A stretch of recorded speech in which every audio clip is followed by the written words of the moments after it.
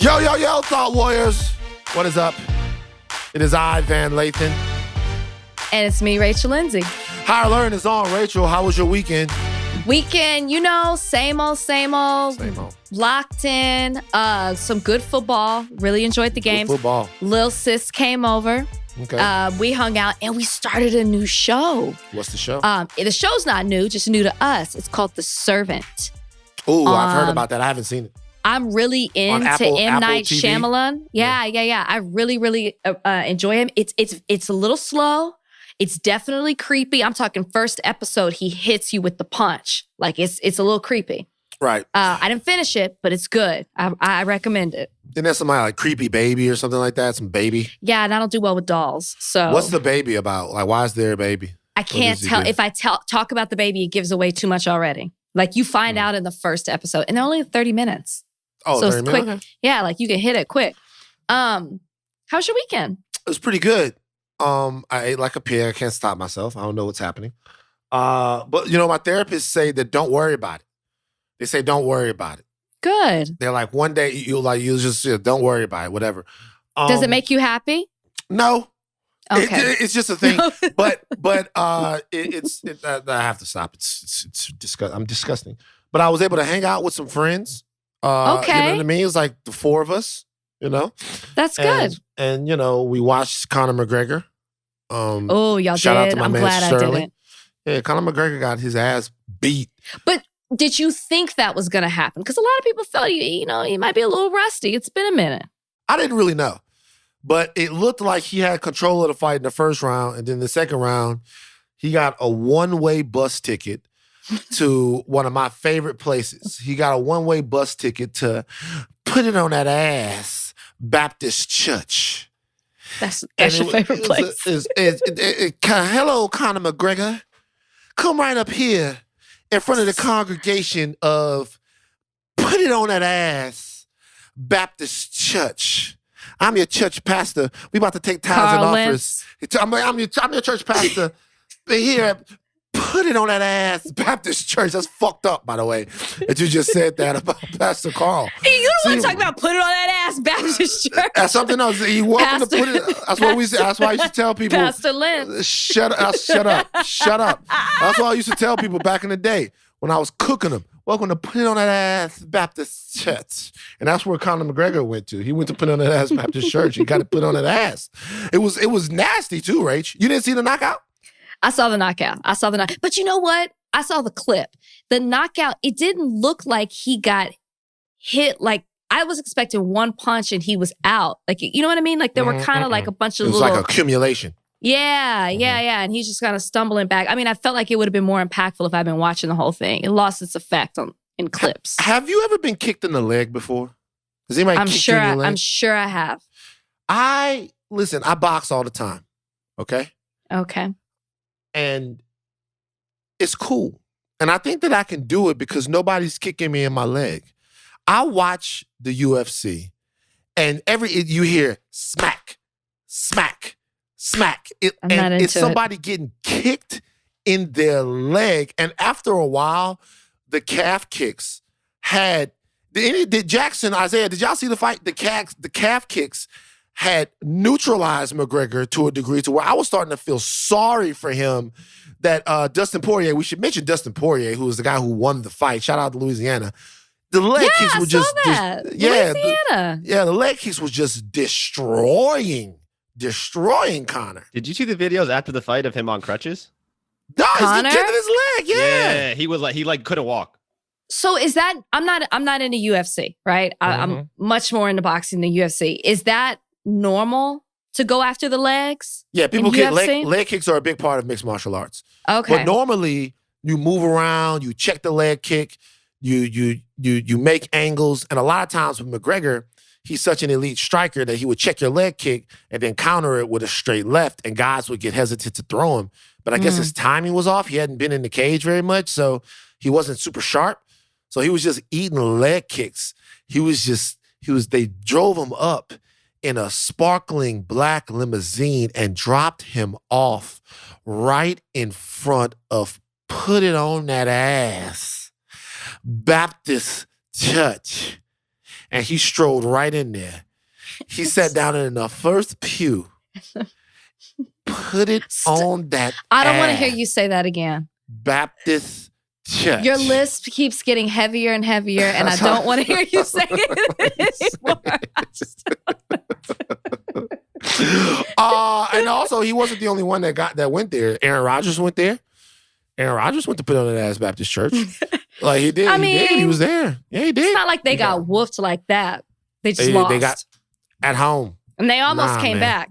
They almost came back. They should have won that game. They should have. They should have won. Especially with the Bucks secondary badly. I mean, they had two of their starters out. They should have won. Should have won. Yeah, but Tom Brady got it done again. Tom Brady sold his soul to the devil. I'm telling you, I believe. Is that what that means when you have great success like that? That you. But who name 3 people who you think sold their souls to the devil? I don't think we want to have this conversation. I do. Thought warriors. I can hear them now. Who name 3 people? One, you said Tom Brady's one, so that takes that off. Name 2 more people, or is there a family you want to name? No, I'm gonna be honest with you. Okay, so but it's gonna get weird. Nah, I don't want to do it because it's like three people that sold their soul to the devil. Come on, man. We don't shy away. We don't shy away. Okay, so on this podcast, Tom Brady. Mm-hmm. Michael Jackson. I don't want to hear anymore. I don't want to hear number 3. I don't want to hear number 3. I'm sorry. I knew you were going to do that. I'm sorry. That's textbook. Why can't it be Joe? Why has it got to be? Joe's the one who made the kids. All the kids were successful. You know what? Make it Joe. You know what? Let's do that. That's actually, I like that. Let's Joe. Oh, okay. It's Joe Jackson. Okay. Right. I'm back. It's Joe. Is Joe that Jackson. Many talented kids? That many talented kids. He's the one who whipped them into shape. Hey, you know what? Come on. You know what? It would make, hold on. First of all, you just brought something up. It makes more sense that it's Joe. You know why? Because Michael didn't even have time to sell his soul because he was a kid. He got paid. Exactly. He was a baby. Exactly. But Joe was working at the steel mill one time, and one of his buddies, steel mill. whatever it was, it's a steel mill. It was a steel mill. It was a steel mill. Like he I'm just laughing. Joe's working the steel mill one day. And one of his buddies walks up, and his buddy, "Hey, I'm Harold. You've known me forever. Yeah, I don't know. You seem familiar. Hey, man, what if I told you there was something you could do to get yourself out of this whole situation?" Then Joe goes, "Hey, Harold, why ain't you got no reflection, man?"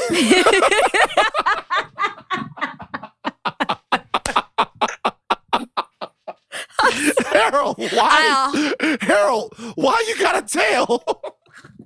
I 100% believe Joe Jackson sold his soul to the devil. Because in his last years, he really was looking real devilish. He always dressed in like the red and the black, had the super arched eyebrows, had the hat on. You know what I mean? Right. Okay, who's number 3? Oh man, I used to have a list. Me and my homeboys did this thing where we had a list, and the list was of all of these people. Somebody would fall off major, and like as soon as they would fall off, me and my boy Gino, shout out to Walter Gino McLaughlin, would be like, "Sold the soul to the devil." So I can't remember though, but I remember we actually said Michael. It was Michael. Now you can add a whole bunch of people to the list. OJ was on there. OJ for sure. OJ was on there. OJ was on there. OJ was, you know what I mean? OJ People was usually say the Kardashians. The Kardashians could be on there, definitely. But I'll remember now, there has to be a fatal flaw though. So it can't just be somebody that's super famous. It has to come with great heartache and a great price, which is why they sold, you know what I'm saying? They sold their souls to the devil or something like that. Like, but is that Brady? Well, yeah. He did. It did come with a great price. Being the biggest fucking weenie on the earth. He is the biggest weenie that has ever lived. Is he? Just watch. Yes, he is. He's a gigantic weenie. You know, I'll be honest with you. You got a bad weenie radar. You do. No. Just because I don't participate doesn't mean that I don't recognize it, okay? You got a bad weenie radar. By the way, I just want to let you know that Matt James is still being a weenie. And I saw a video clip of Matt James. This is supposed to wait till the Friday podcast. I just saw a video clip. Okay, never mind. I'm not going to do it.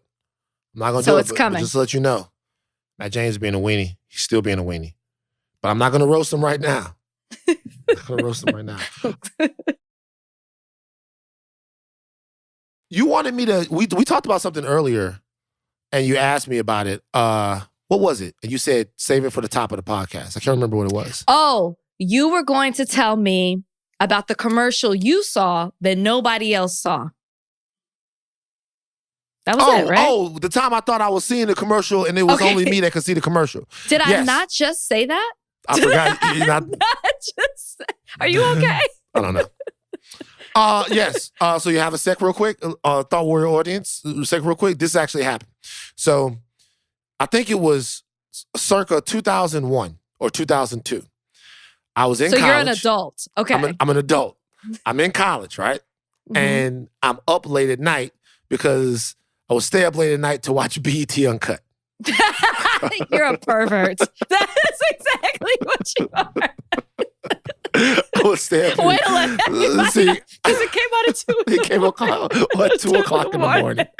2 o'clock in the morning, it came on. So it's like I just have a visual of you. Like, did you like have like popcorn with you? Did you have like the drink? Did you set the mood? The whole nine. Everybody sleep. You know what I'm saying? Tell me what that thing smell like. I wanna kick all of them. Do you remember the white girls? White girls. Oh, Mighty Casey. One of the greatest songs. I'm telling on myself. Mighty Casey. Clearly, one of the greatest songs ever. White girls. If y'all don't know it, please go look it up. In my world. All right. Hey, y'all, if somebody can find Mighty Casey, I want to have Mighty Casey on this podcast. Mighty Casey, White Girls. But it had that. It had the Disco Inferno. It had the uncut version of I Like It the Way You Do It right there. It had Tip Drill. All of those songs are on there, right? Mm-hmm. So I'm in Baton Rouge and I'm watching BET Uncut. And then there was a commercial that came on. And the commercial, it was in a kitchen.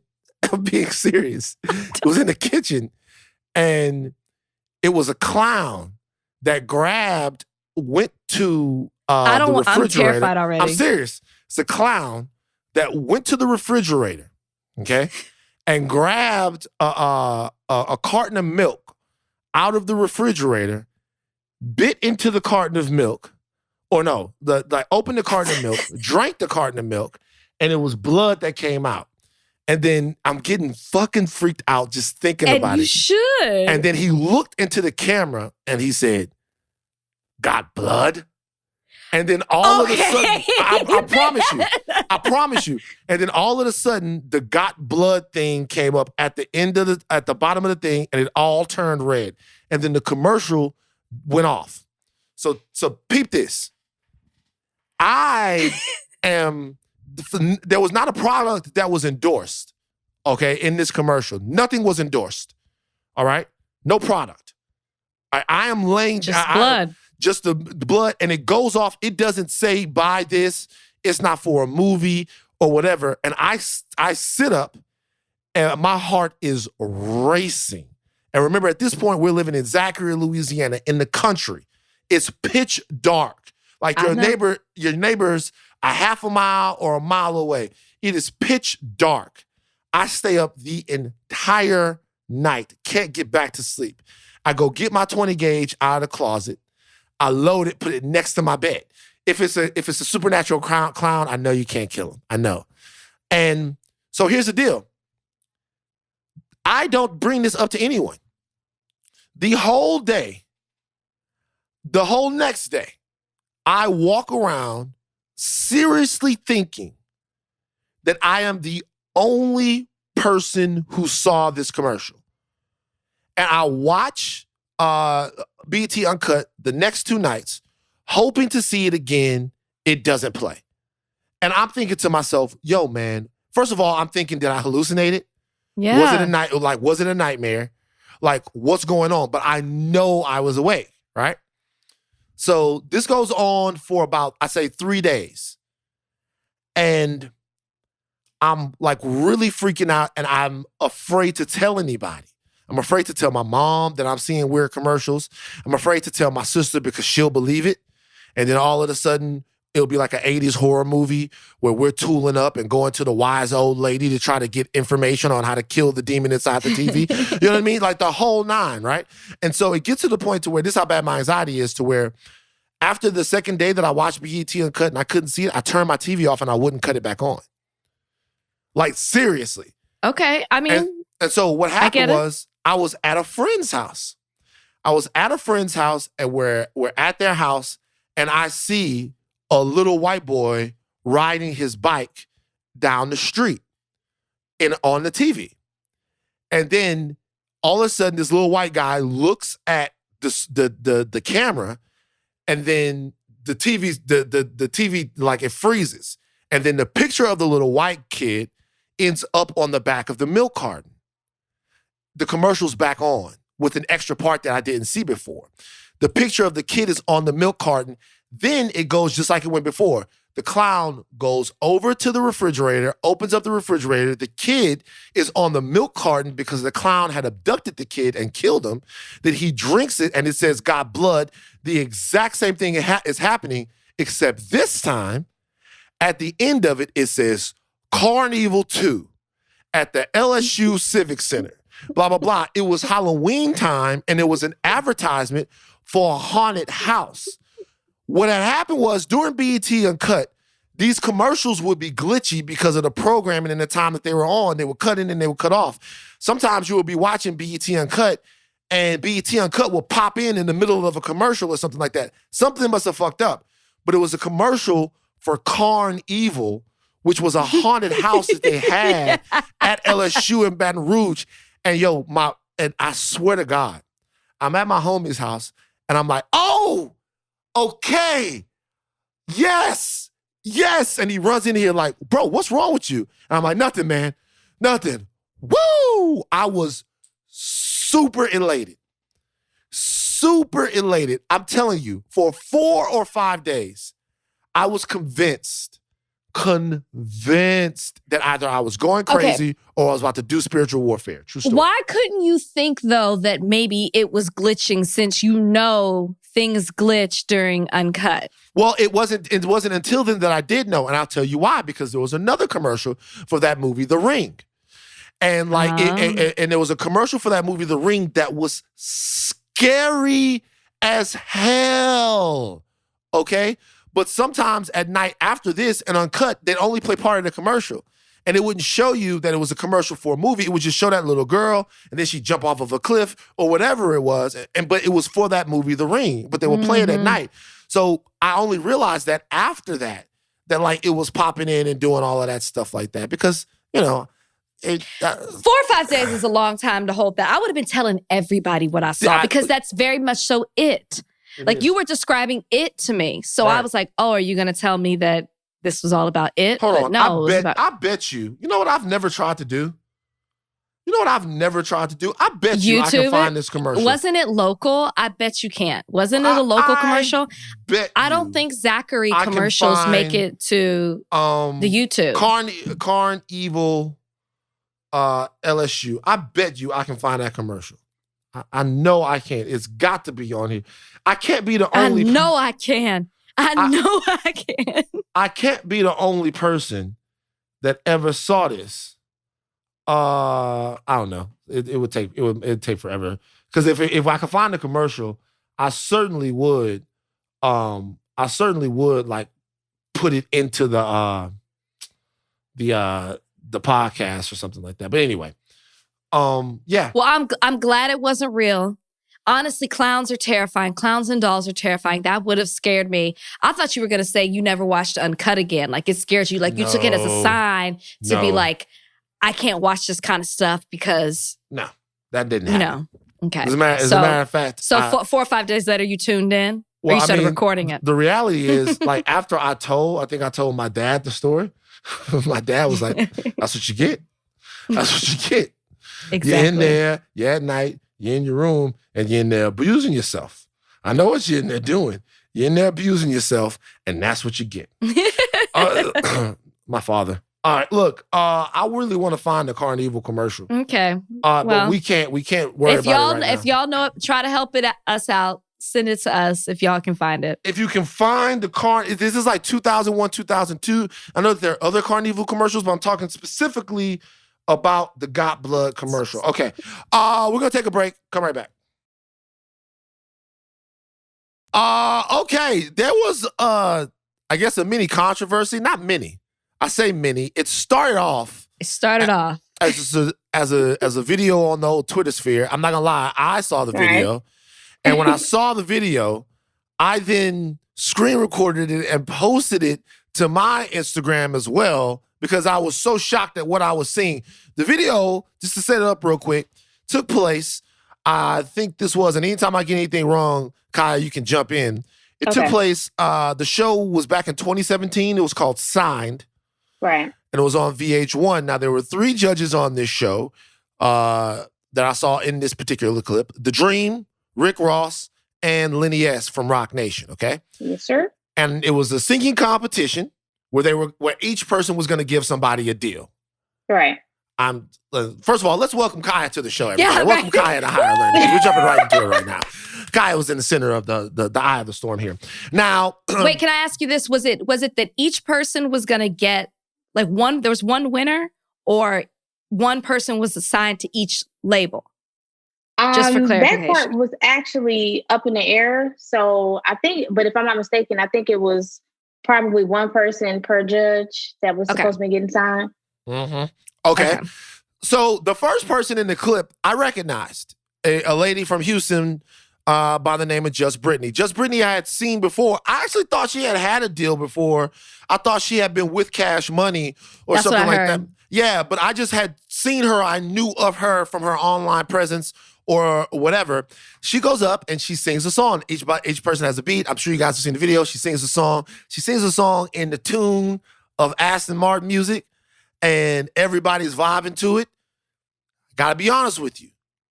Didn't sound that great, all right? That's objective. Didn't sound that great. Not saying that Just Brittany is not talented, not dissing Just Brittany, but just saying at that point, it didn't sound that great. What made it worse was after she sang, another young lady came up who had the same beat as her, and then she sang. All right? Now, actually, you know what we're going to do? We're going to right now let you guys hear. Yes. Both renditions, just a little bit. So we're going to have the audio guys cut in right now. This is Brittany. You got me for the whole night. Baby, we gon' get it right. Oh, yeah. Okay, now, after a while, Brittany sat down, and now this is Kaiya. Boy, you can have my heart and all my love. I give you back because I ain't too quick to judge. And I don't need nobody telling me that this ain't love, it's direct jealousy. So maybe we should run away. Okay, so the reason why the clip went viral is because most people said they watched it and they assumed that there was colorism or sexism involved in the judge's response to each singer. Is that fair for me to say, ladies? Yes. Rachel, I sent it to you this weekend. What did you think? I mean, I think I had the response that most people had. I believe that the first video I saw, the person had captioned it like, this is the music industry, kind of in a nutshell.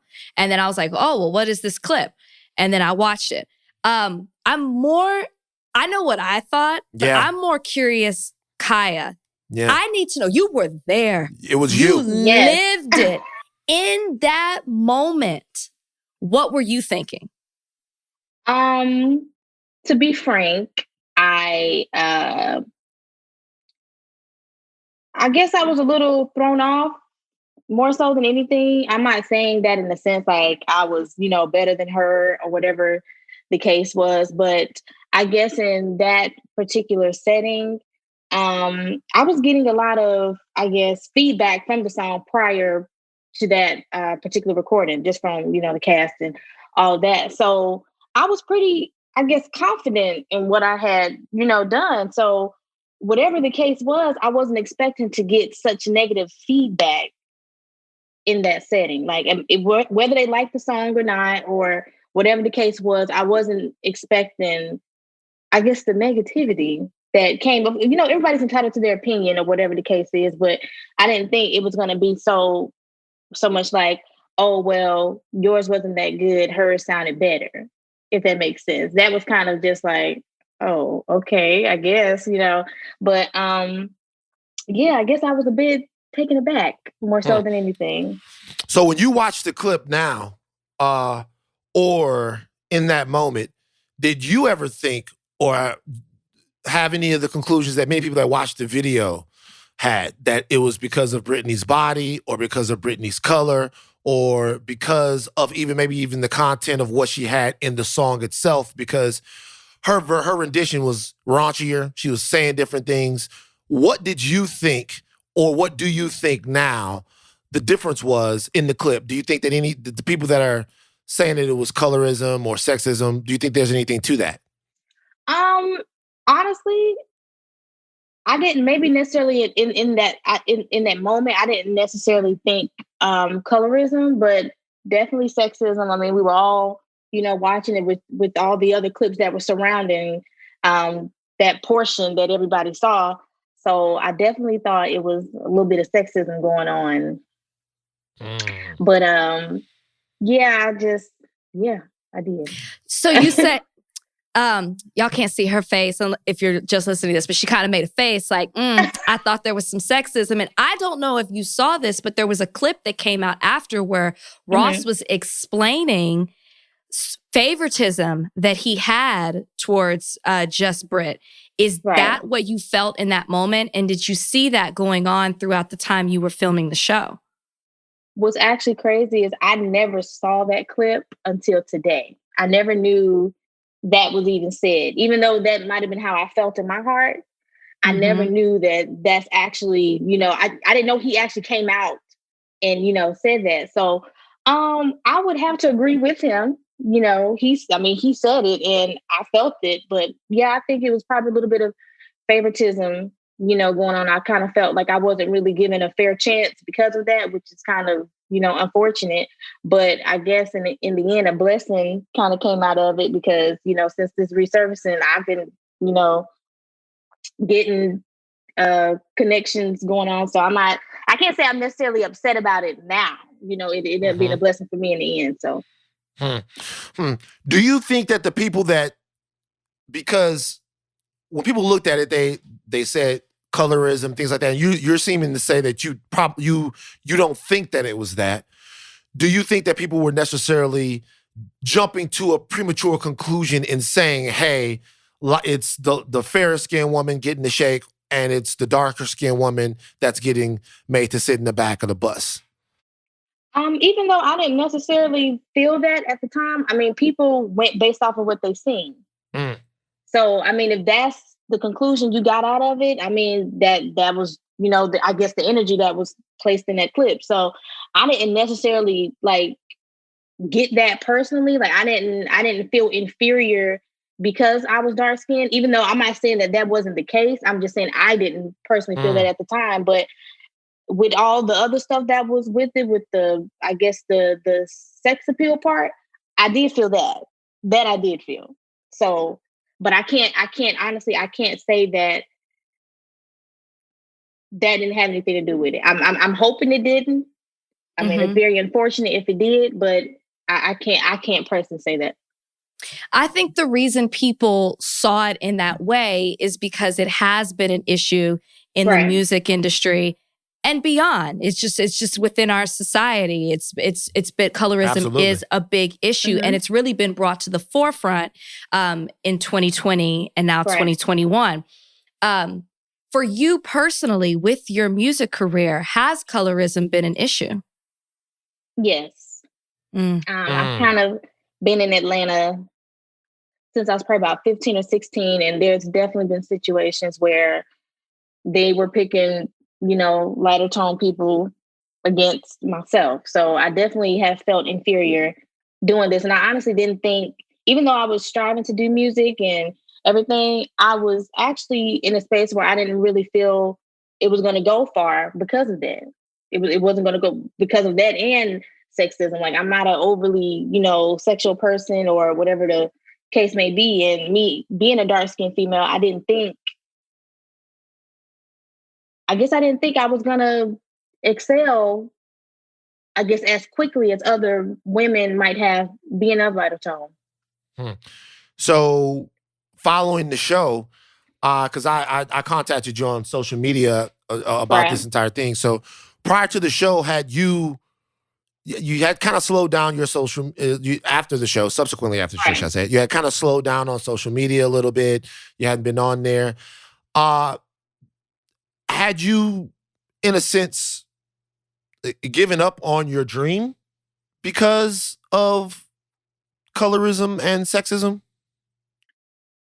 I can't say that it didn't put a damper in things. Mm. I will say it affected me a lot. I mean, I was still uh, doing music, but I guess I wasn't as confident in doing it. Like I don't know. I guess it kind of just, it was the whole thing has just been disheartening, feeling like you always have to be second because of something, you have absolutely no control over.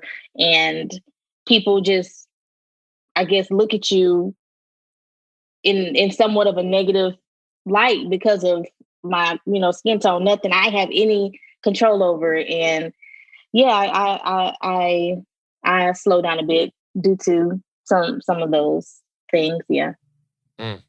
I'm sorry that you went through that and God, that man. you felt that way and other people put that on you to make you feel that way. But how does Thank it you. feel for you right now with the response that you're getting from people who are recognizing you Right.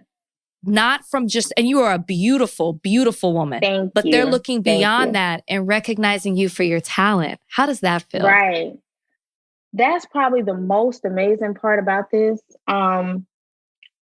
I mean, of course, like being an artist, it comes with an image and, you have to, look a certain way or whatever the case may be. But I wanted people to focus more on, my voice, like me singing. I didn't want, whatever was seen in that clip to be the focus point of my future as an artist. Cause like I can, anybody can put on a wig and some makeup, to look better or different, whatever the case may be.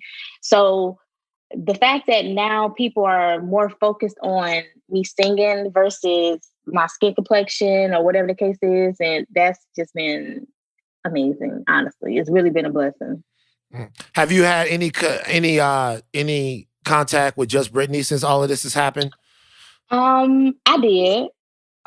She reached out to me and just briefly, we just basically said like there was no issues. I didn't have any issues with her then, honestly. I didn't have any ill feelings towards her or, anything that was said.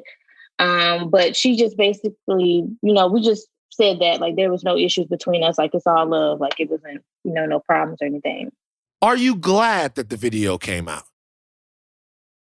Honestly, yes, Mm. I am. Good. Yeah. Mm. I feel like that was something that needed to be seen, honestly. And being the fact that when it was first released on the show, it didn't really get as much recognition. But now that people are seeing this, like, like now that people are seeing it and I guess they're seeing the truth or whatever the case may be, I'm very glad people saw it.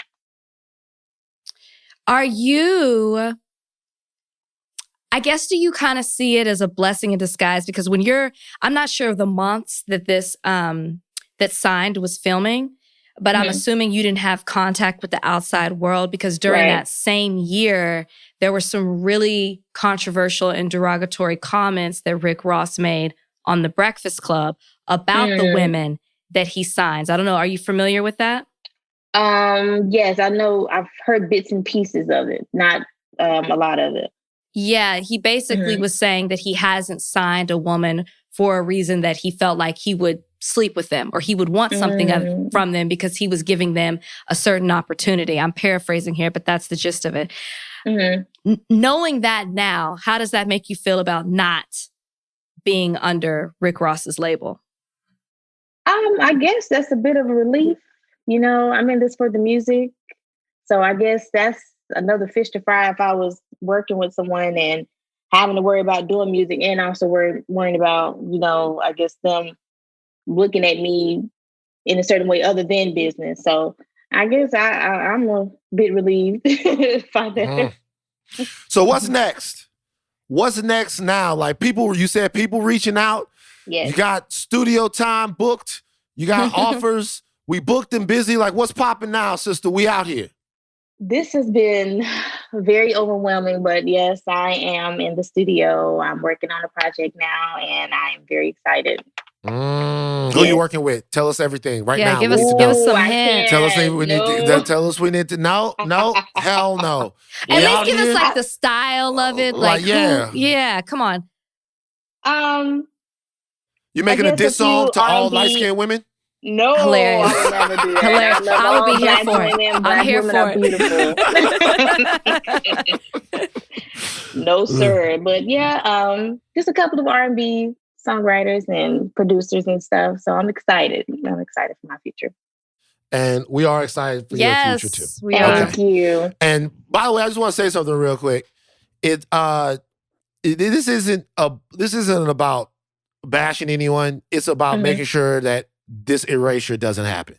Right. That's what it's really about. Like, Right. people, obviously, we black in this country, people have been trying to pit us against each other for the entire time that we've been here.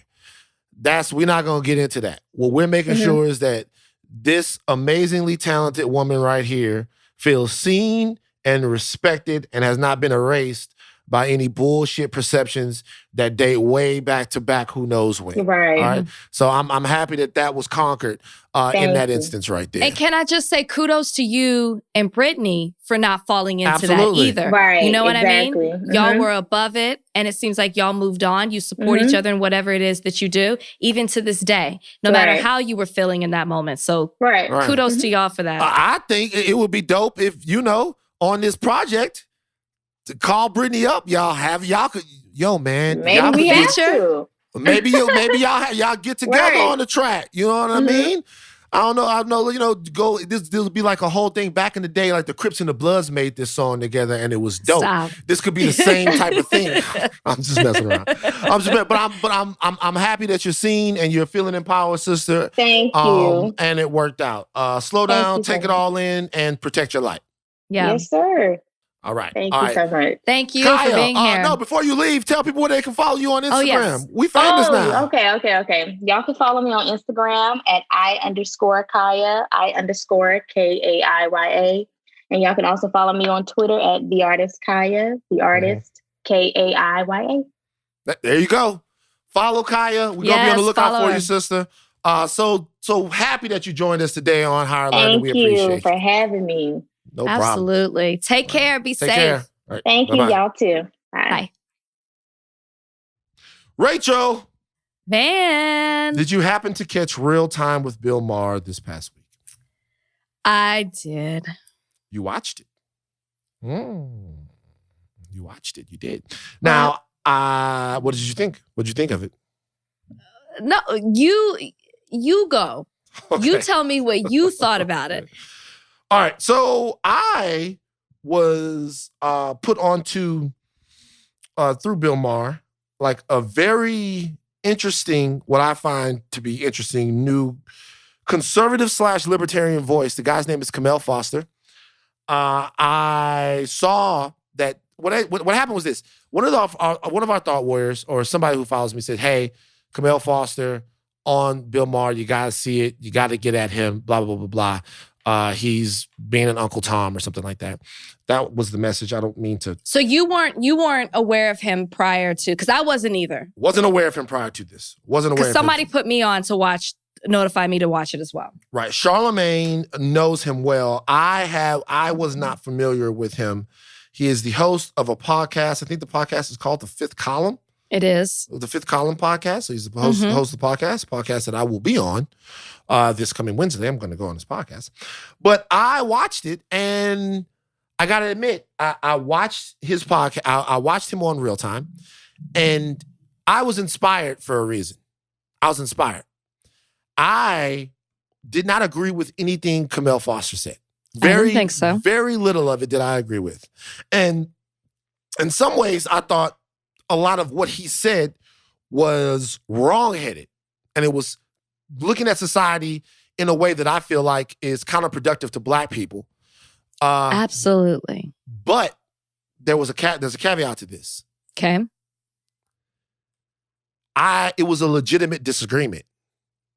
I didn't feel like I was at odds with a firebrand. I didn't feel like I was at odds with someone who was a charlatan, who was trying to lead people down a primrose path or stoking flames or riling people up to make himself a bigger name. It reminded me of a time when you would talk to people and have legitimate disagreements with them based on worldview, looking at the world in a different way.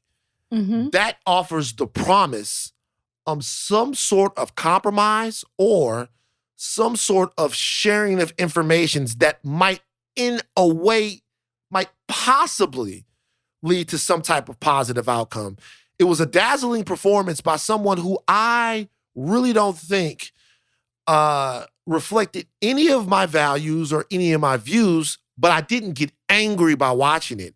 And that was an unfamiliar feeling to me from having sort of been in the trenches intellectually, if you will, for so long. It felt like somebody who I didn't agree with at all, but that I could talk to.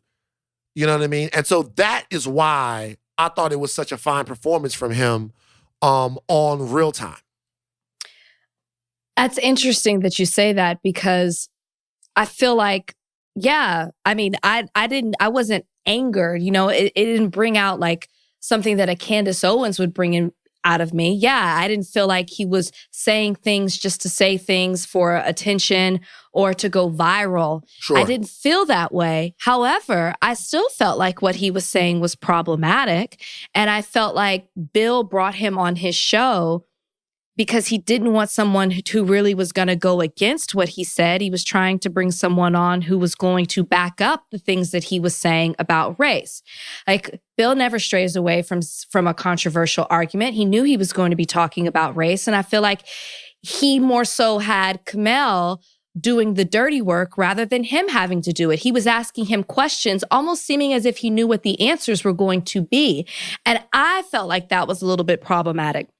Yes, people were calling him, Kmele. They were calling him a house slave. They were calling him an Uncle Tom. That's not necessarily how I felt. By the way, nobody says house slave. Somebody on Twitter said it. House Yes. nigga.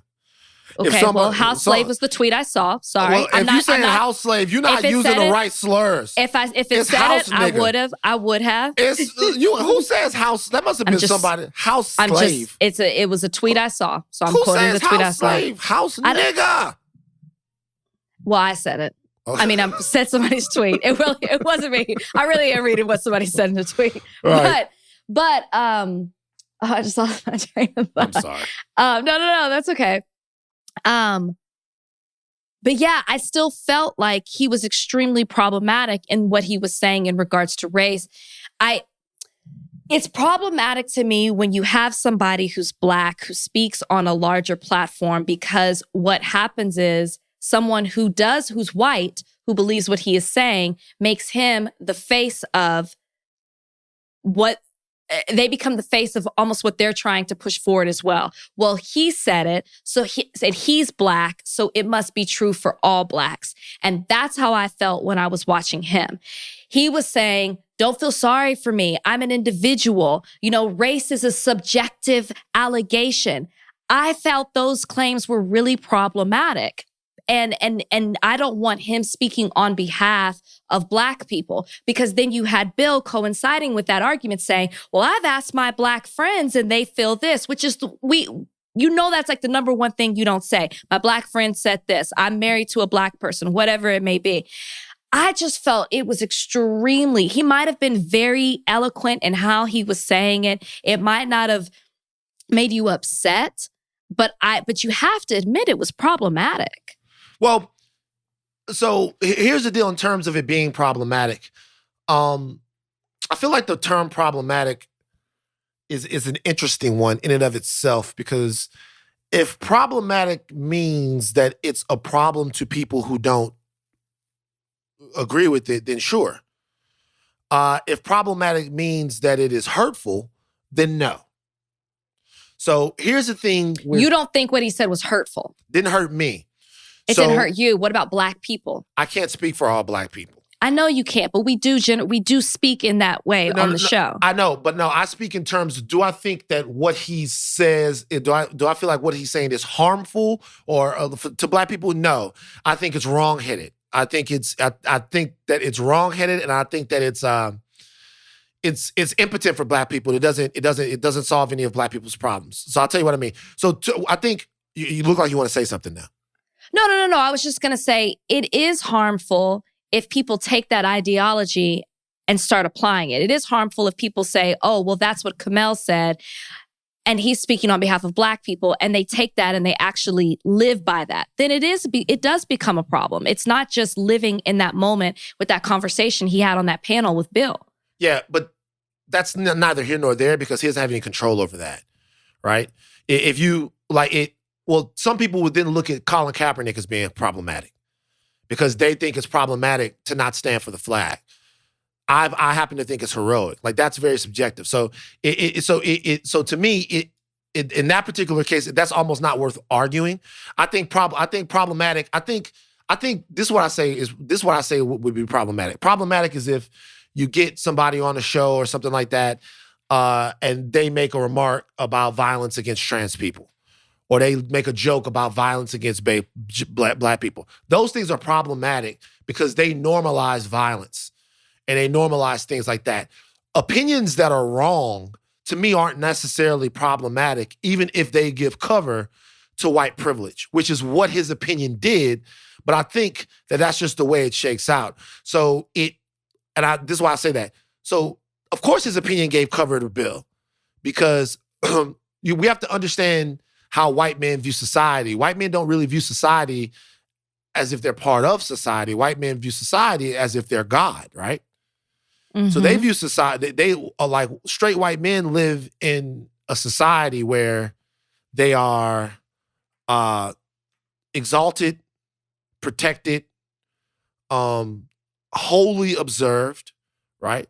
To where they see everything, they think that they created everything, and that everything runs through them. You have to ask their permission for everything. Well, that's a God complex. And as liberal as Bill Maher thinks he is, he suffers from that.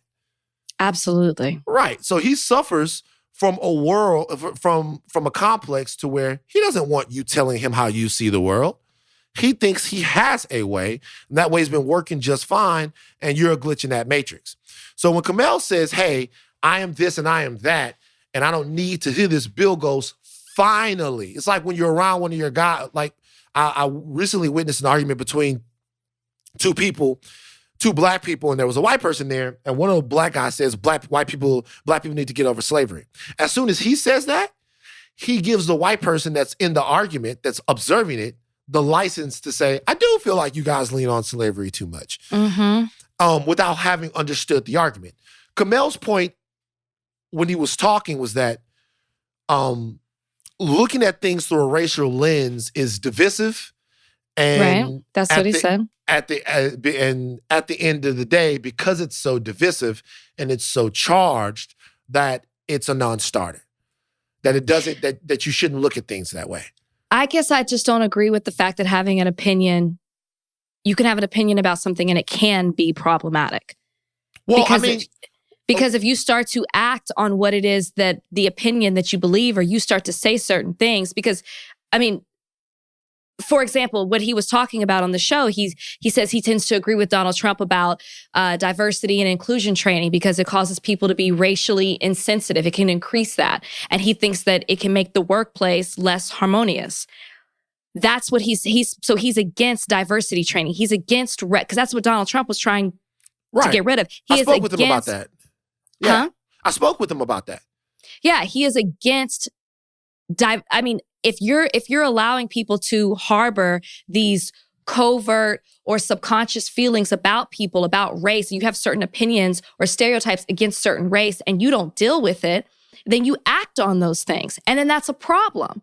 So it is problematic. If you act on if you act on opinions that you have, I think Black people are lazy. That's how you feel. That's your opinion, right?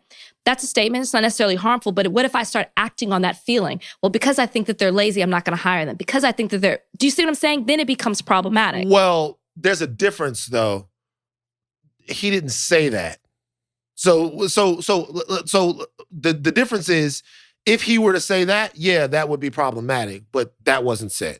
So we have to understand that propagating a stereotype about an entire race of people is of course problematic. But saying that you don't think that racism is looking at society through a racial lens, it gets us anywhere in terms of outcomes, is just an opinion.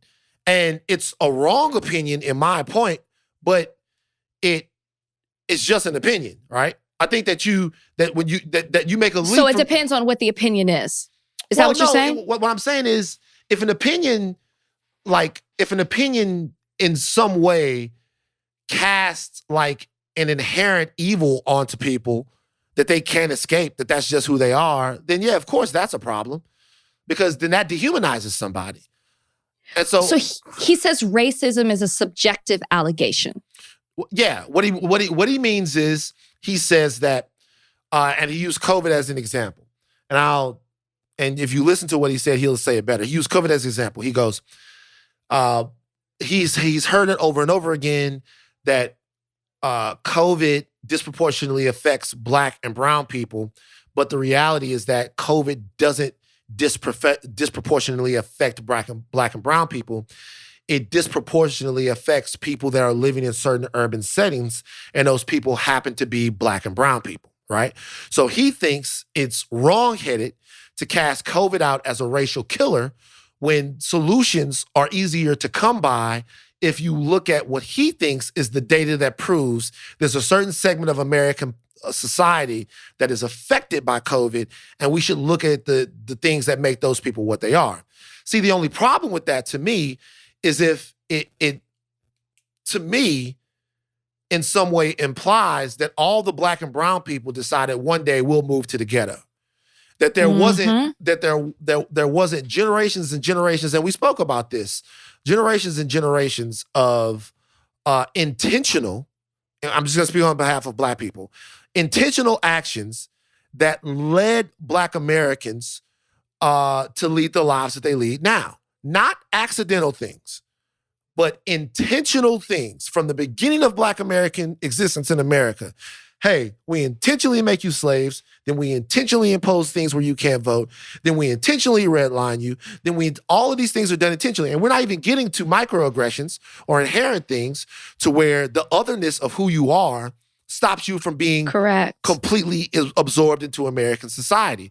And so I think looking at America or looking at people as numbers and figures is not just a less compelling way of viewing society, compelling for all kinds of reasons, but it actually subtracts the main thing that this argument needs to have, which is the human element to it. Like, people aren't just numbers and figures, they're emotions, they're generational trauma, and they're all of these things. And you just can't do it that way. And I think it's a disservice to a lot of the Black people that fought against some of these things to do it that way. And him and I can have that argument, right? We can have that argument. I don't mind having that argument. I don't mind somebody who says, look, I have all of this stuff and blah, blah, blah, blah, and all of this. I don't mind having that argument. But I can't argue what I've been arguing with people for the last 4 to 5 years, which is for my humanity. Like, that's not an argument, that's a war, right? And it was good for me to have a back and forth with someone, and it was just about ideas. It wasn't about whether or not I'm a person. So that's, to me, why I thought, I mean, look, Bill Maher is a guy who is sick of hearing about this shit. Yeah, he pretty much said that. Right. He's sick of hearing about it. Like, he's sick of hearing about it. What I would say is there have been many independent studies that have been done about sort of disparities in hiring practice, disparities in hiring practices, disparities in wage, disparities in all of these things that exist inside of a workplace. If those things go away, then the programs and the training can go away too. That's so Right. obviously you need the training. And So there obviously, was more to be said. well, to me, I mean, look, if And you, no, I agree with you. There was Yeah. more to be said. yeah. So if you like, if you go to a bunch of guys, right? Forget Mhm. about race. Let's make it about gender. If you go to a bunch of guys that have to sit through a sexual harassment seminar at work and you ask them how they feel about the sexual harassment seminar after, they're not going to tell you that they felt amazing about it. Nobody wants to hear that there's a specific way that you have to talk to your female coworkers. Nobody wants to be lectured. Nobody wants to be told. Not even me. The bleeding heart liberal, no. I feel like I know how to talk to women. I feel like I know all of these things. And if you ask me, if you take a survey, doesn't mean we don't need it. Doesn't mean that it doesn't make the women in the office feel better that at least people know what they're not supposed to be doing. If you're a woman listening to that, you might just need to know what it is that what it is that you should be able to expect not to happen in the workplace. Because that also can be, confusing for people. Yeah. I need to hear Kmele. Maybe I need to listen to his podcast. I need to hear more from him and not him answering Bill Maher's questions. I think you know you what heard I'm enough. saying? I think you disagree. I mean, look. Yeah. I mean, I wasn't like, oh my gosh, you know what I mean? Like, I wasn't like deeply offended. I just was kind of like, I don't agree with what you said. And I do think a little bit of it is problematic, which I Sure. said already before. Yeah. But I got a lot of messages that people wanted us to talk about this on the podcast. And I didn't feel as enraged as some of the people who wrote me. But I had a problem with it. So there's something else. I mean, the thing that bothered me the most actually wasn't even that. It was the comparison of, so there was something that he said. He compared the insurrectionists at the White House, of course, to the BLM rioters, and everyone's done this. And he talked about how, he said BLM is a very specific political movement, and it's rooted in Marxism, and it's rooted in all of these different things. And we kind of have to understand how some of those things work.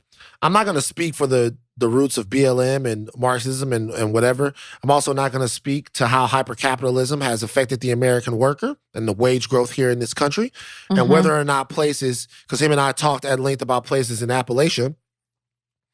I'm not going to talk about whether or not globalism and hypercapitalism, how well that's affected those people, right? So I think just like elections have consequences, markets have consequences too on either side of it, right?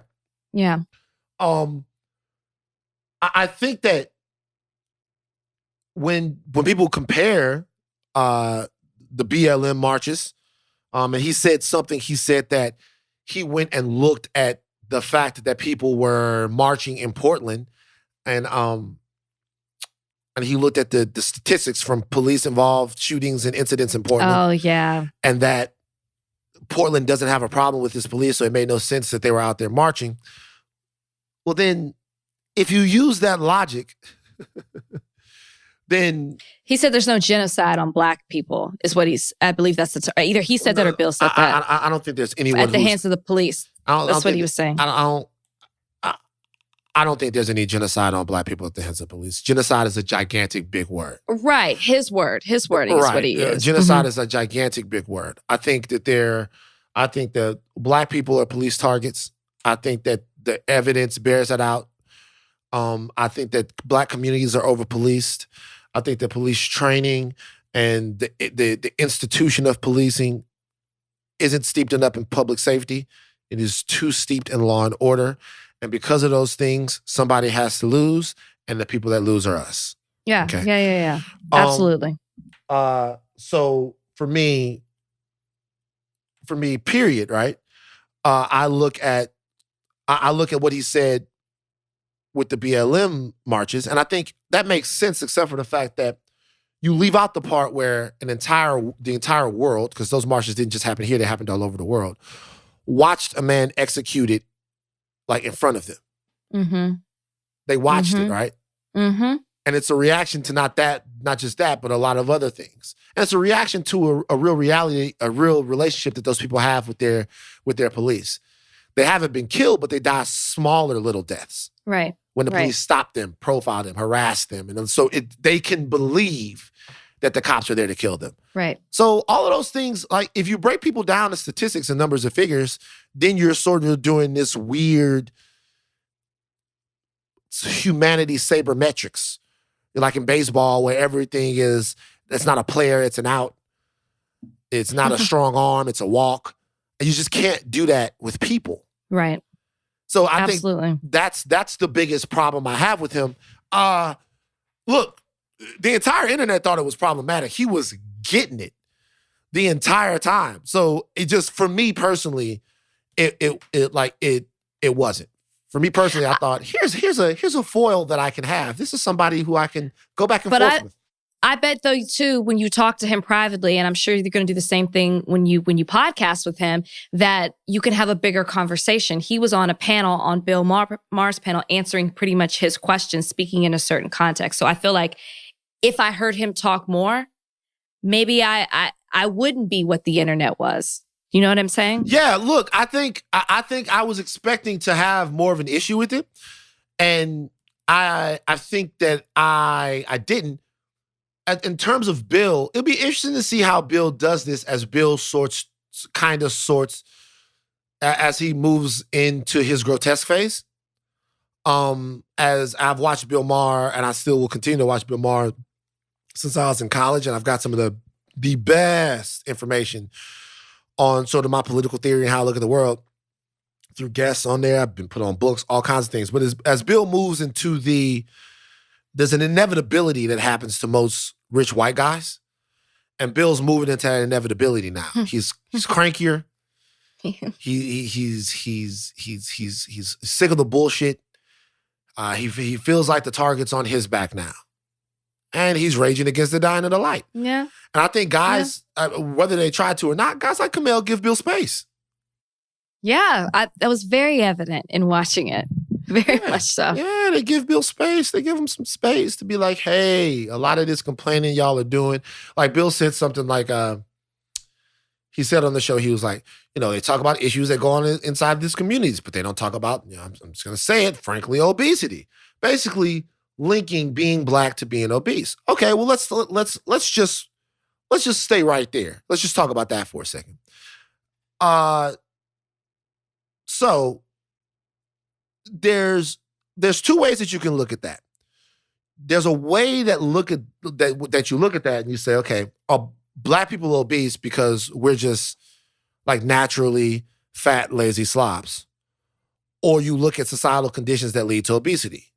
Societal conditions that, like food deserts, or like, access to Whole Foods, how much Whole Foods costs, how the quality of food that you have, and all of those things. There's certainly a cultural element that in terms of diet, but then where does that culture come from?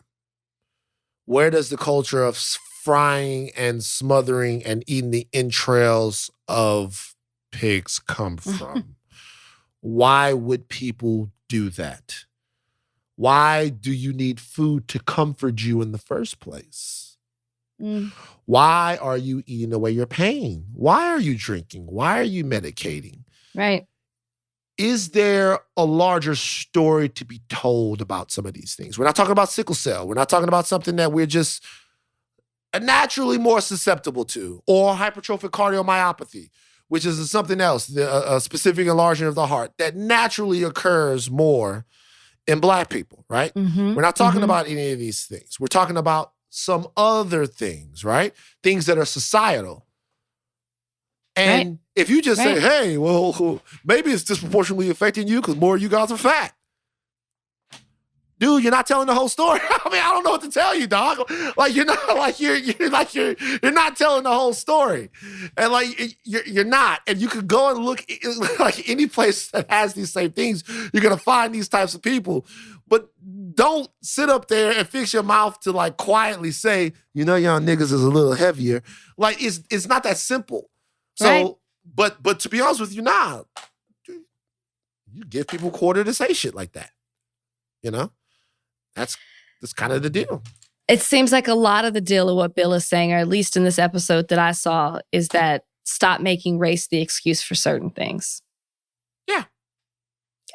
And that goes along with what you were saying. So, I mean, but that's what he was saying too. Yeah, I know. I mean, like he's basically saying, hey, don't look at things through a racial lens. It's divisive. It's this. It's just so amazing to me that it's just so interesting. That's like saying I don't see color. That's why I don't understand why you don't see how. Oh, speaking of that. No, go ahead. That's the next topic. I don't see color. We forgot about that. We forgot about somebody made a video. Oh, they said they didn't see color. Are we going to talk about her again? Do you want to? You don't want to? Let's do it. No, it fits. It flows. But this is all for you. This is all for you. All right, real Why is quick. it for me? Because Black woman. Real quick, we take a break and we're going to do a whole debate series between Kmele and Rachel Lindsay. I can't wait. It's going to be good. This is the year of Rachel the Soldier. Rachel the racial soldier. Rachel Soldier. The Rachel Soldier. The racial soldier. Make him stop. Rachel Shoulder. The racial shoulder. Soldier. She's a race soldier. Wow. Rach, Danny Lay apologized. You saw it. Air quotes, apologized. She put out a video. It. Hold on real quick. Run the video.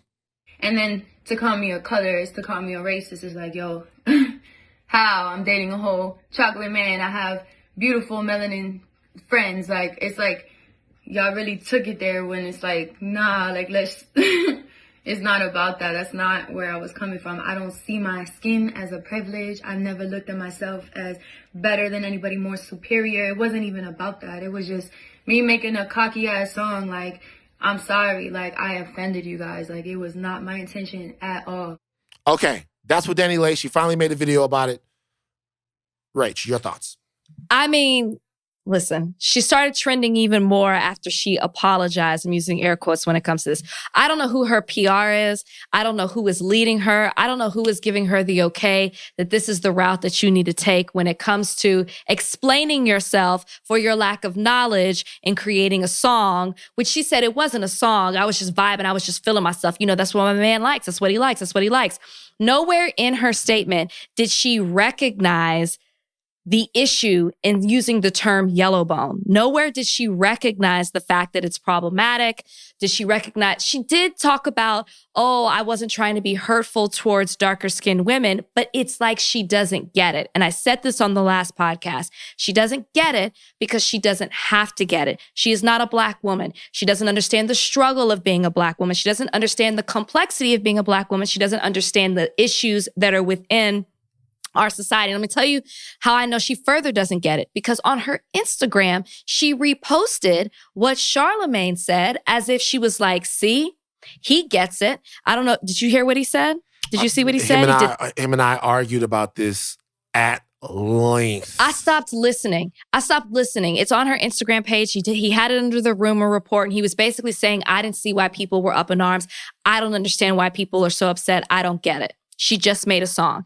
And did he compare it to Brown Skin Girl, Beyonce's song? I didn't listen to what he said, but me and him certainly talked about it. And he certainly said he made all of those points. I don't understand him. Like, to me, I feel like I've heard him make arguments on the other side. I don't understand how he can't see how women are upset. Black people are upset, but specifically Black women are upset. You're not a Black woman, yet you are using phrases that pertain to Black women to put Black women down. And by you saying the phrase, I don't see that, I don't see color. I don't know if she said that exact phrase, but that's pretty much what she said. She said, I don't see it, and I have melanated friends. You don't get it. That's not the response. Please stop.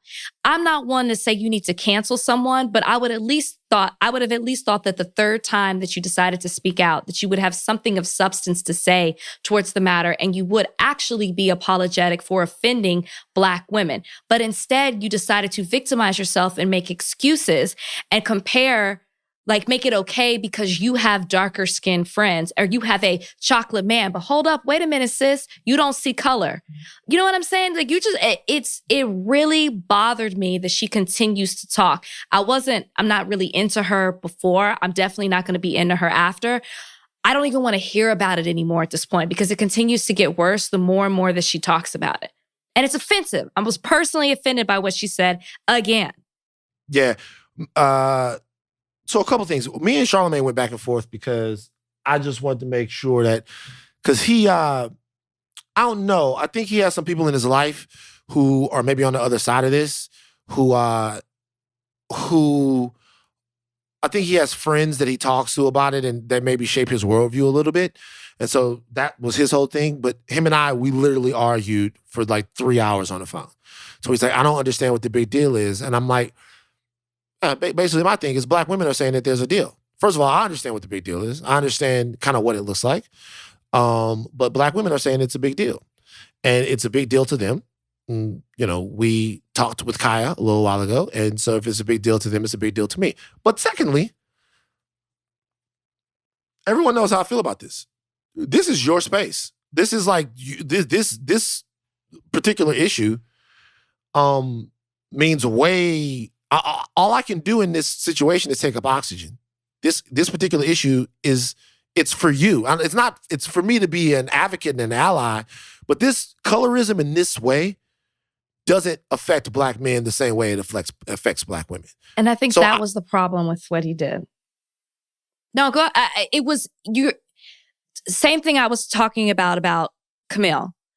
You're giving people the space to hold on to what you're saying and use that as an excuse to continue in that way. And that's what I feel like he did when he said on his platform, hey, I don't see what the big deal is. How can you not? Are you not listening to what people are saying? We just sat here and had a woman talk about how she was discouraged from continuing her craft because of the way she felt. She was belittled, or I shouldn't say belittled, but she was discriminated against because her complexion was not the same as somebody else's. She almost stopped doing what she loves to do because of how she felt. Colorism is real. It affects people. When you are treated a certain way just because the color of your skin is a certain way, and you can't see that that's been an issue in our society and how we've been pitted against one another, and our definition of what's beautiful, even what's right, has been defined by the complexion of our skin. How can you not see that a person who's not even black is using one of those phrases and it affects black women and you don't see that it's problematic? I just don't understand how somebody like him can't get it, or whoever else doesn't understand why it's wrong. And for Danny Lay herself, I don't understand. I really wish she would have said, you know what, I was wrong. And I am sorry that I offended a group of women. Obviously, I have a lot to learn about colorism. I know that it is real. I know that what I said is harmful in a lot of ways, and this is deeply rooted. And it's a phrase that I will no longer use because I'm not a black woman. Because somebody even said to me that apparently during BLM, she said she wasn't black. Now she is? She held herself out to be an ally. I don't know if she ever said she was black. Has she ever said she was black? Even if she hasn't, she says she was an ally, meaning she was not one of us. So why are you using phrases against us? Phrases that are used in a negative way towards darker skinned women. I just really wish she would have taken accountability for it, because I feel like it could have gone a really long way. Even if she's like, I don't necessarily understand it, I'm going to do the research, I'm going to figure it out, but I offended people, and that's what matters. That's what matters.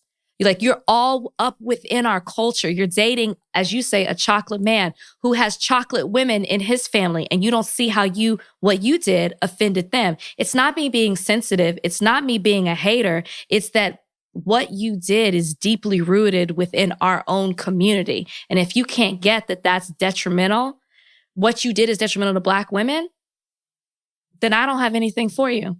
Well, or for people who don't get it. We'll punctuate. We'll leave that right there. She said what she said. I'm with it, man. No quarter for that type of shit. I'm with it. I am all the way with it. And I can tell you it's a matter of time before my good brother, one of my closest friends in the world, Charlamagne the God, comes on this podcast, Polycast, and y'all can go at it, rip his fucking head top off, Rach. Do your thing. We live for it. I'm not here to do all that. I'm just here to have a simple conversation. Don't worry. I would never hold back. You're right. The racial soldier. The racial soldier. That's who you are. I wish I would have kept listening because I was trying to hear what Angela was trying to say. And I think I started listening and then I just stopped. I should have heard. I'm very curious as to what her response was. Wait. So you telling me that it came time for the Black woman to speak and you just stopped listening? Wow. I think I didn't. Wow. I'm not going to say why.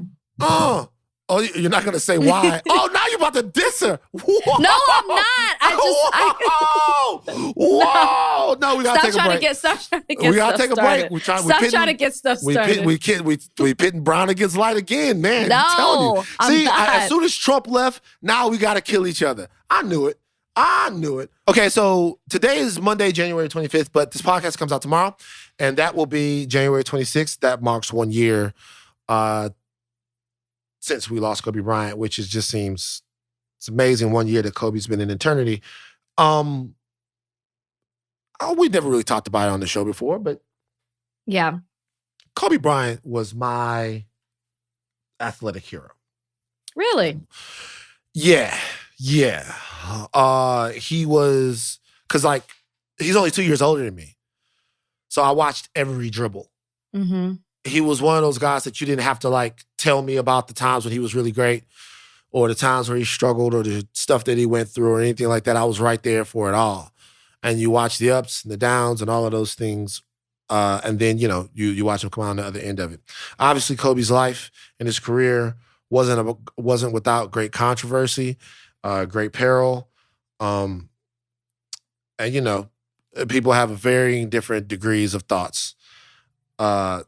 I think watching the man that he had become, the father that he had become, the person that he had become was incredibly inspiring. Watch some of the things that he overcame, and watching the way he approached his craft was something that endeared him to me. And it was, for me, one of the most shocking days of my life. Yeah. It was. Seriously. One of the most shocking days of my life. Absolutely. You were here. You were in LA. I was. I can't even imagine what it would have been like to know what he meant to you, to have those feelings, and then also to be here. I can't imagine being in the city. I was in Miami. It was a Sunday, and I was preparing for football. So I'm all day football. That's it. And I remember getting a text from the other people I was doing ESPN radio with at the time who said, "Hey, do we have to change the entire show?" And I was like, why would we, in light of the news, if the news is true, do we have to change the entire show? Nobody was reporting it on TV at that moment. Right. And I remember looking, I was like, what is he talking about? He must have said Kobe. And I remember Googling it. I remember seeing it. I remember going in to Brian, I telling Brian, and Brian just started crying. Yeah. And didn't believe me. Brian's a big, big basketball fan, big fan between Jordan and Kobe.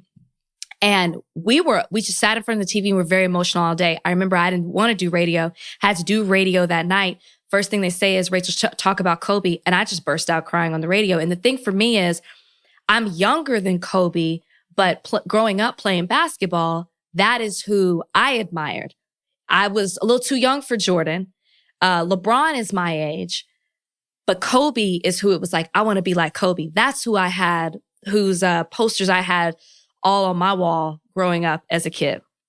So, and then, things happened and I fell off a little bit, but I remembered what he meant to me growing up in that moment. And it was very, very emotional. And, seeing what Kobe did, just like seeing him, like as you said, become a family man and being so involved with his daughters and specifically being involved in women's sports and women's basketball and being so supportive of the WNBA and just like grooming young women for the next generation when it comes to basketball. Kobe meant a lot to me growing up. He still meant a lot to me, up until the day that he passed. And just thinking about this time last year, it was a very surreal day. And I never met Kobe. I never had the pleasure. I never did either. But it felt like there are a couple people that did that to me when they passed away. Michael, Whitney, Prince, and Kobe. And I never would have thought Kobe did, but I think because of the shock we didn't see him grow old. He seemed to just be stepping into a whole new chapter, and there was so much more for him to do. So the shock of how it happened, he wasn't alone. Several people lost their lives on that day. It was just devastating all. And it still stings a year later. Still stings. So, we just want to take time and acknowledge that it's going to be something that's going to be talked about. It's going to be something that is going to move a lot of people.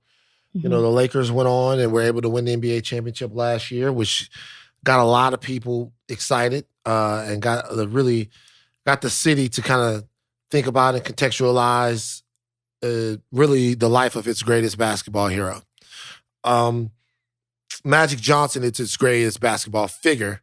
Kobe Bryant is its greatest basketball hero. Those are two different things. It's just like rest in peace, thoughts and prayers to Vanessa and her children and the entire family, the families of everyone who lost people that day.